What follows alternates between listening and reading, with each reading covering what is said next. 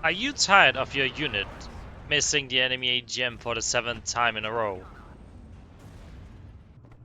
Are you tired of your units running from the battlefield at the first sign of combat? Our men are running from the battlefield! Shameful display! Well, fear no more. Hello guys and welcome to my WARNO tips and tricks series. Today we're going to look at Cohesion and Veterancy. What is it? How does it work? So on and so forth. Now, in this video I'm going to be going over the very basics to begin with, where afterwards we're going to go more in depth with some numbers and statistics. And last but not least, I'm going to give you guys some tips and tricks you can utilize on the battlefield to help you win more games. So to start off with, what is cohesion? Now you can pretty much think of cohesion as morale. There are 4 different levels of cohesion, where with each level, your unit performs worse. And you can see the unit's cohesion level by looking at the left side of the unit tab.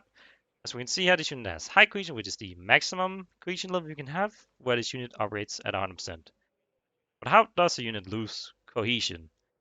Now, pretty much a unit loses cohesion by being actively in combat, by receiving stress and suppression. I mean, pretty much every unit has a number of suppression they give you, like from AGMs, tanks to artillery and whatever. And that basically equates to stress for the unit that's receiving the fire, which then equates to lower morale.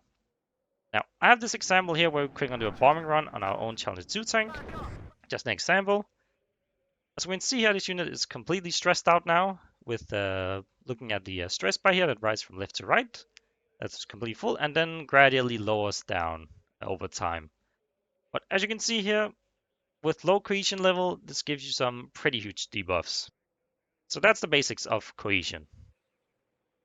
Alright, so now let's break down the 4 different levels of unit cohesion. I made this quick overview guide here that showcases different numbers at each step, which we're just going to quickly go through. So at high cohesion, your unit operates at 100%, which I explained earlier. That basically means your unit has no debuffs whatsoever.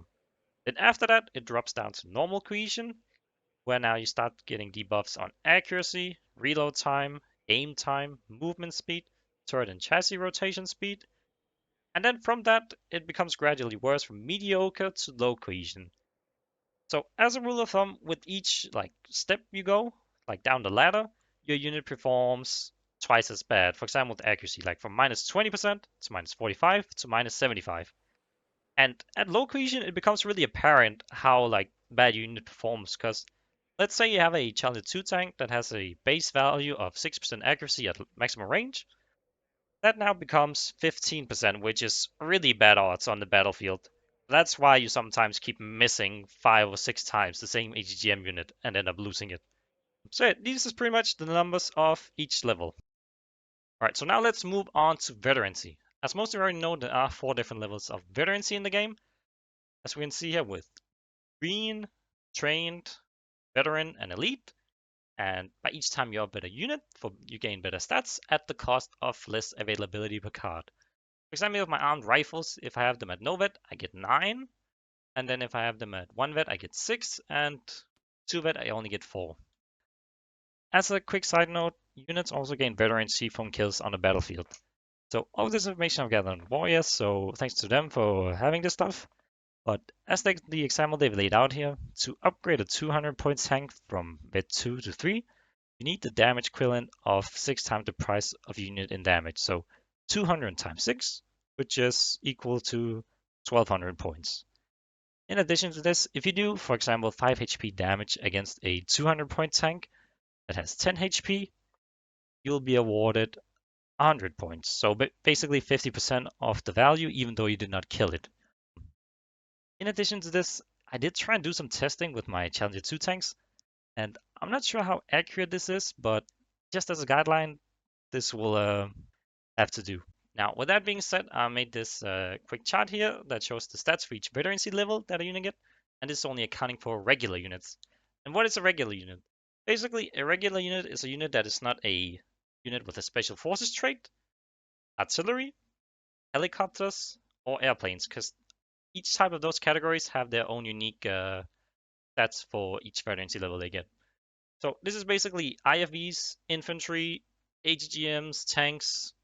They all get these types of stats. So at vet 0, we only get 0.6 stress recovery, which is the base value. But then once we upvet our units once, we start gaining accuracy, less aim time, less reload time, more stress resistance, more stress recovery rate, and then gradually becomes better and better for each level we have. Right, so now with that, we went over like the stats for each veterancy. So how does it tie into cohesion? So pretty much as you see here on the chart, like 5 percentage points in accuracy, less aim time, faster reload speed. Is that really worth it? Maybe, maybe not. But the real factor you want to look into is the stress resistance and especially the stress recovery rate. Because that basically means with stress resistance, your unit are able to receive more oncoming fire before they shit their pants and gain low cohesion level. Whereas with stress resistance, when they're at that like shitty low cohesion level, they recover a lot faster. And how much faster do they recover? So I did some testing, and as you can see here, I found the like average time that it takes a unit to recover from low cohesion to high cohesion, where they gradually become better. But still, as you can see here with Vet Zero, it takes around 7 minutes and 30 seconds, which is quite a lot considering that a game only lasts around 40 minutes. So that is almost like a quarter of your game with a unit that has worse stats than it originally is supposed to have. But jumping from Vet 0 to Vet 1, we see a big stark contrast with it only taking 3 minutes and 30 seconds because it has a stress recovery rate of 1.9 points a second. So that is a really big difference. You almost shave off like half the time just by updating unit once. And with that, from train to veteran to elite, you only shave off around 30 seconds per level. So that is how long it takes each unit to recover from maximum stress at each veterancy level. Now that we've talked a bit about the stats for regular units, let's briefly go over the other types. So in regards to Special Force, I have the SAS here, and the unique thing they get here as a Special Forces is that they get an increased rate of fire, which at max vet is 30%, which is really good, because that means they're going to deal a shit ton of more damage. And that might also explain to you how you're losing engagement against Spetsnaz units when you have like 3 or 4 infantry squads shooting at it. Well, that is because it's a 12-man squad and they all have just insane stats and they get like increased rate of fire. So moving on to artillery, the major things you get here is pretty much just a bit of accuracy and some good stats on aiming time and reload time. And in regards to helis, the things you get is just accuracy and aiming time again, and it's pretty much the same for airplanes. So yeah, that's the other unique units. Right, so now let's finally get into the tips and tricks of this video. So to start off with veterancy, what should or shouldn't you be vetting? Now, this is a really good question because it's very subjective and also map dependent. So anything goes basically. But for me personally, as a rule of thumb, you always want to upvet your units that can take hits at least one vet. Because as shown earlier, one vetting unit really has a big impact on the stress recovery rate. So you can fight with better stats and send your units faster into the battlefield once again. For example, here with this infantry unit, with 7 strength, it's going to be able to tank some hits from artillery, HE, whatever, like anything. So it's always nice to upvet them because when they lose HP, you can retreat them, heal them up, and they should be ready to go again, fight with full cohesion. And the same basically goes for any armored units that has, IFVs, transports, tanks, whatever. Always upvet them. Um, with regarding leaders, just don't, please. Now, oh, sorry. Now, moving on to the artillery tab. This is also subjective, but me personally, I like upvetting my artillery. Even though I get less availability, I like being able to counter battery a lot more efficiently and also move my units away after artillerying so I don't get counter batteried myself. So, moving on to tanks, always upvet them once because they're going to be the main attacking force of your unit and you always need them to hit their targets and not shit their pants. Now, with regarding the Rover Milan, I personally would not upvet these units just because if this unit gets hit by anything like a sneeze, it's not gonna shit its pants, it's just gonna die, and yeah, you're gonna need a new one. Yeah, that's why I usually never bet them. But then again, it is debatable because you do gain some buffs that can have an impact, perhaps. But to me, it's not worth it. Now, with regarding recon, usually these guys are just gonna be in the back line if they're not like a very big squad that has a lot of like DPS, like a tank recon or whatever. So yeah, never bet these. The more the better, because these guys tend to die to anything.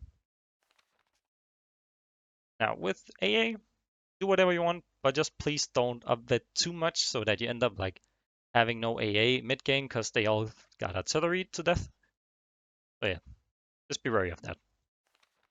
Now with regarding helicopters and air, just don't upvet them at all because these things die to anything and it's just RNG based. Like it's not gonna help anything. Just have more than less. Now let's move over to some tips and tricks for unit cohesion on the battlefield. So in this scenario, once again, I bombed myself and my unit is completely stressed out with low cohesion and it's low health. One thing that you can do is having a cheap backline leader as a some sort of like a morale supporter. Because as explained earlier, with upvetting your units, they regain faster cohesion. As such here with my tank, that's one vet. That is really important. But what you can do is retreat back to your like morale support leader and basically gain another vet for free and therefore regain cohesion a lot faster as explained earlier. And in addition to this, you can make like some sort of like forward fob with helis and supply vehicles, where you can also repair your tanks faster because they're getting upgraded. Um, one thing to keep in mind is that don't have this too close to the front line because it's going to be a prime target for artillery if it gets spotted by recon. Halt! So in addition to this, with regarding cohesion is always know when to attack and defend. What I mean by this is let's say we have like a forward line here and we push up a bit towards the middle. Instead of keeping up the momentum and pressure, it's always better to sometimes just hold and rest your units because you might win the first engagement, like kill the enemy tanks, and you send your units forward, but the next time they're going to engage something, they're going to have a less likely chance of winning because they haven't recovered from the amount of stress that they got from the first fight. So that is one thing to always keep in mind. All right, so that's it for this video. Hope you guys found it helpful, or at least educational, or like just learned something from it, because this was really tedious to make with this all this trial and error of recording or testing and whatnot. But it was fun to do in the end. I'm happy with the product. I hope you guys are as well. But if you have anything to add that I might have forgotten in the end or something like this with a tip or trick, please let me know in the comments and I'll pin it so the others can see it. And yeah, thanks for watching and see you till next time.